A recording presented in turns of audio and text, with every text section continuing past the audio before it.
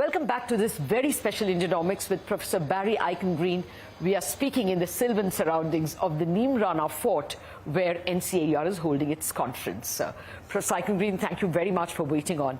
Well, let me just zoom out of the economic issues and speak about this major commercial occurrence, the technological development of AI.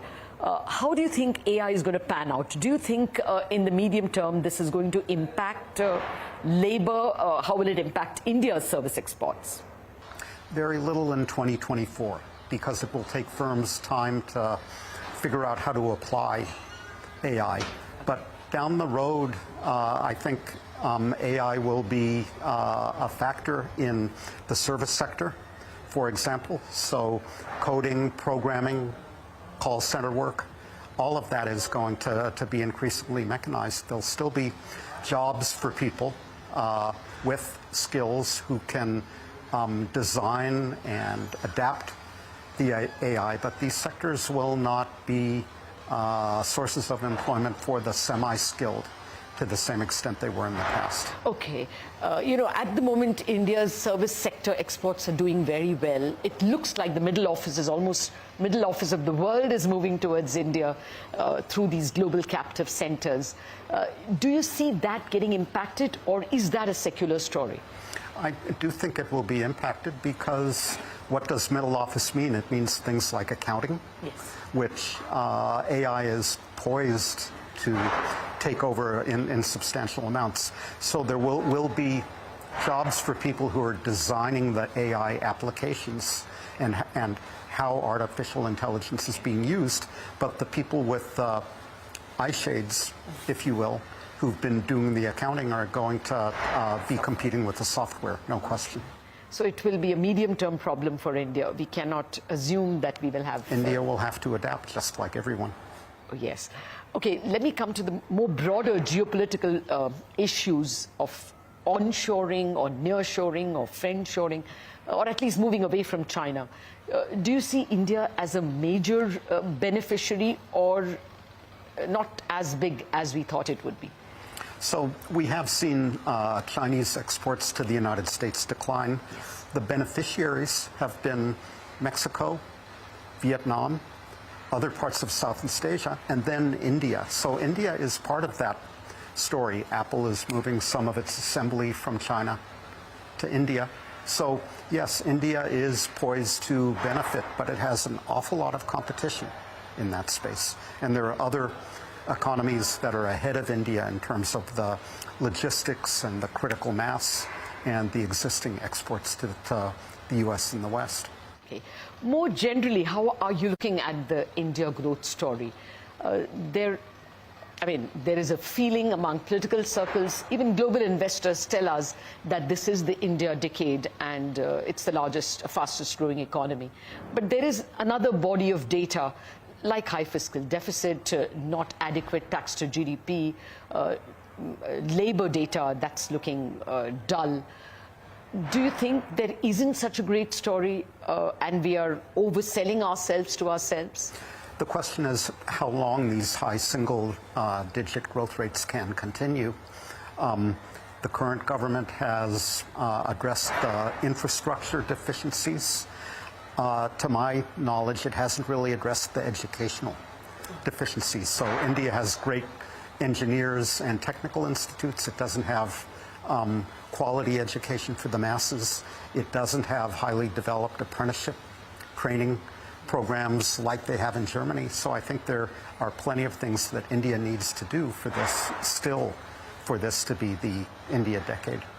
Okay, so if I can force you to give me a number, there are a body of people who think that this decade India would be a 6 to 6.5% compounded annual growth country, and there are those who believe that it could be an 8 plus or minus 50 basis. Where's your bet? My bet is that India can achieve 8% if the government exercises the fiscal restraint that we talked about before, and private savings rates rise, so that there are, on both counts, more funds for investment in education, healthcare, infrastructure, and industry. Okay. I mean, we have a track record of what the governments have done. If you extrapolate that track record, where would you place the bet? Do you still think that we could make it, we could reach a higher compounded annual growth than we did in the last 20 years? Again, it's not all about the public sector accounts.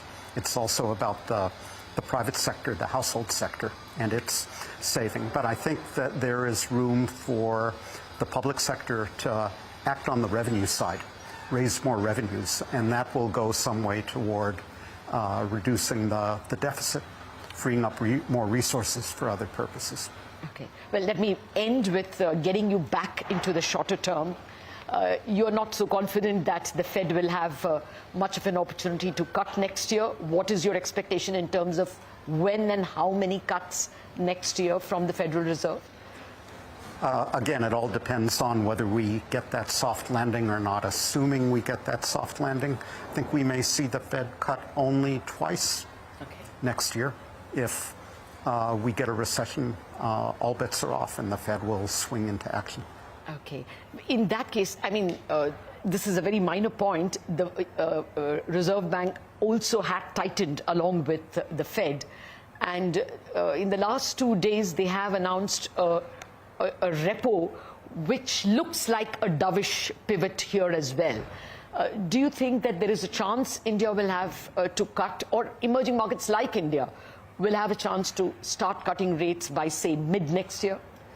If the world economy continues to cool, yes, I think there will be scope for that. If, on the other hand, India continues to grow by 8%, there'll be plenty of demand and pressure for the RBI to stay where it is. Yeah. We haven't done 8, we've done 7.5. But no, more importantly, what you're saying is that a cut would be really bad news. Well, I think on current conditions, a cut would be premature, and we will see a series of cuts only if economies begin to turn down. Okay. And finally, a question which we don't normally discuss in conferences like this.